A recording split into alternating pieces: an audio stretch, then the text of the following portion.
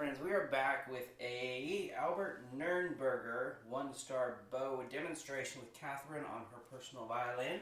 So we'll turn it over to her to give you a demo. I'm going to start with just a pretty standard carbon fiber just to give a comparison of the two.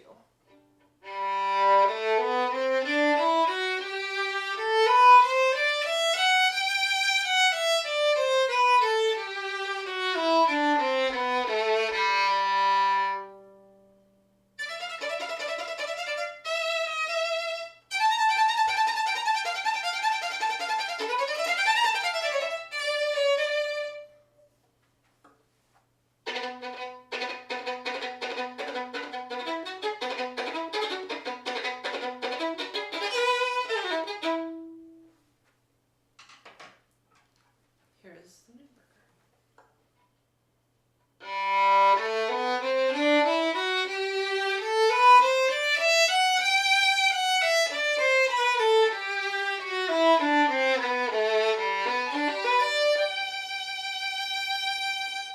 So this bow is pretty tip heavy, but in general it's pretty heavy.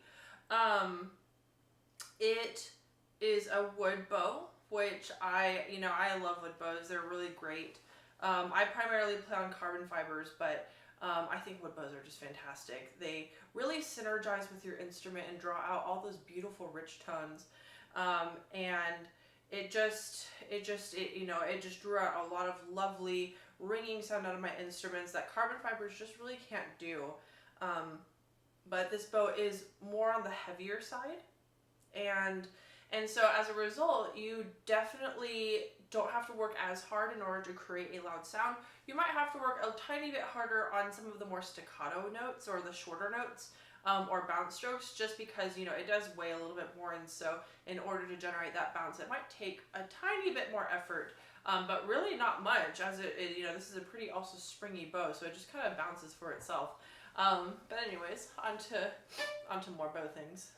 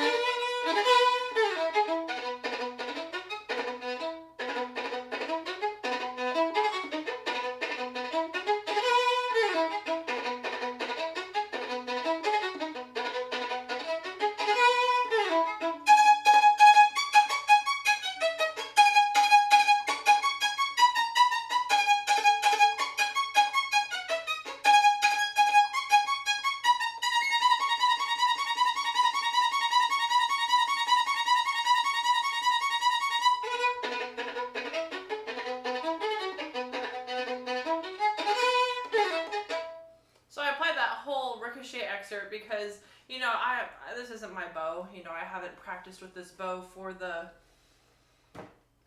thousands of hours that I've used my bow, and so this bow is a new experience for me, and so but even in just trying to figure out how it works and like where where the bounce strokes work, there are really obvious spots of where the bow doesn't want to bounce and where the bow does want to bounce, and that's great. It really gives you like, hey, this is where you need to be, really be here in the bow or be there in the bow. And my bow did the same. It took a while for as a young middle schooler for me to figure out where my bow wanted to do the things. And so it's kind of every violinist's journey with their bow. And so same with this one.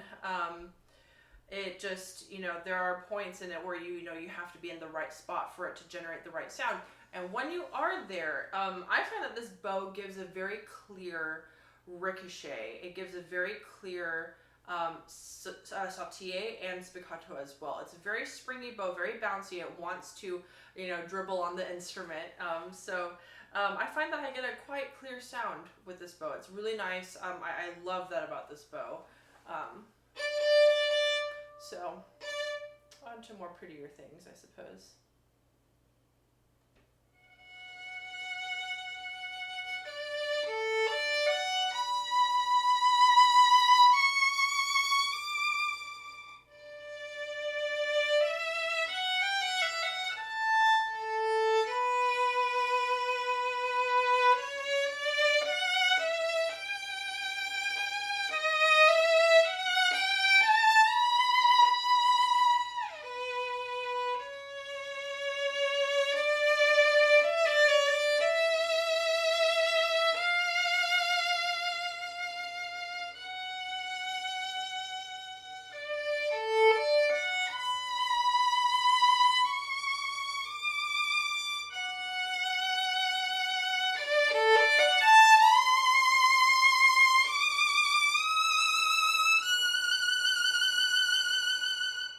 So one thing that I love about the heavier aspect of this bow is that I just do not have to work for that louder sound. It just, the weight of the bow just works for me.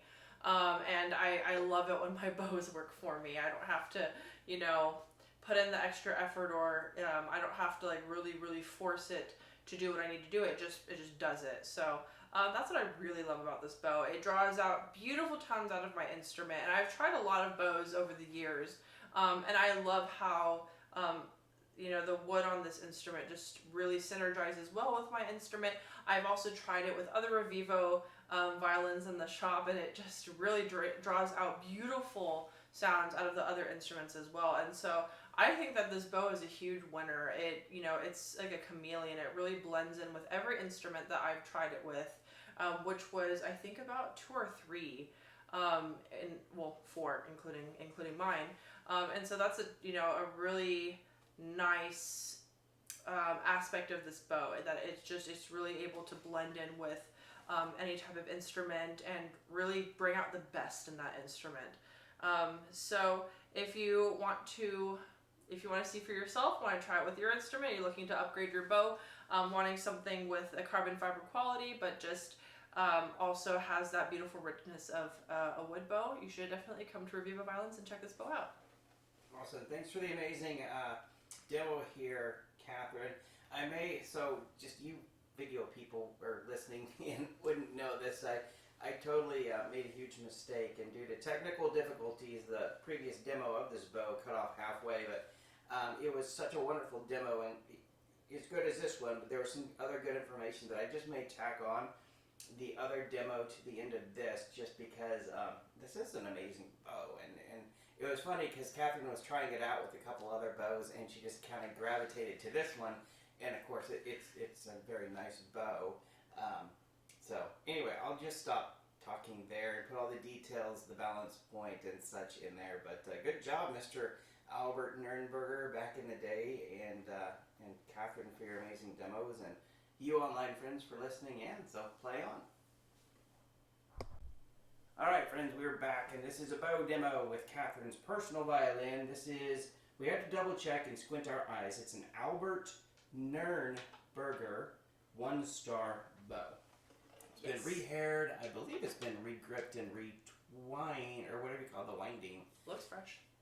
So yeah, we'll get the weight and the balance point in the comments, but we're going to turn it over to Catherine to put the old Nurnberger through a stress test and let you hear how it sounds. I'm going to do just a couple of little control snippets. This is a very standard carbon fiber bow, and then I'll use my personal carbon fiber, then I will show the Nurnberger.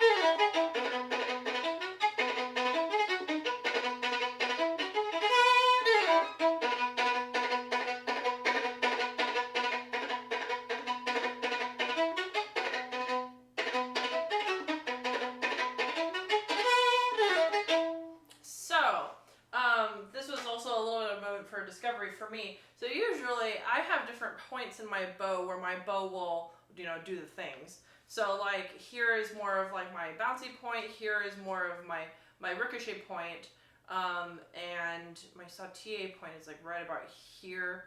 Spiccato and sautille are here and ricochet is over here.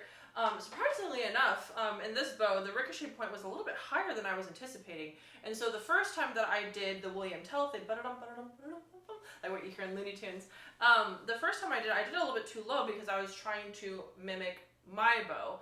And I was like, oh, that doesn't sound really clear. I just scooched it up an inch, and immediately the sound completely changed. So as you're switching over to different bows, make sure that you are experimenting with the right places where the bow will speak. Now, onto the bow. That was a little, just a random tangent, but this bow is pretty tip heavy. I think that will reflect in the balance point marking, but this bow is pretty tip heavy, which, I personally, as in my personal experience, I am not necessarily accustomed to having a bow that is tip heavy. For my violin, of course, my viola bow is a little bit more tip heavy, because it's a viola bow and they're heavier, they need to be heavier.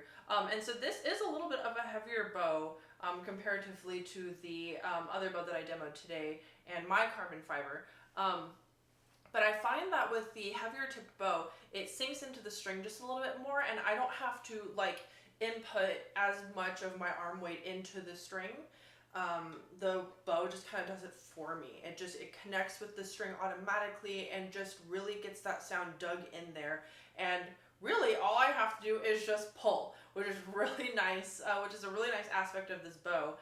It really draws out a lot of sound out of my instrument, a lot of lovely colors, and a lot more richness than even my personal carbon fiber does. This is definitely nicer than my Coda bow.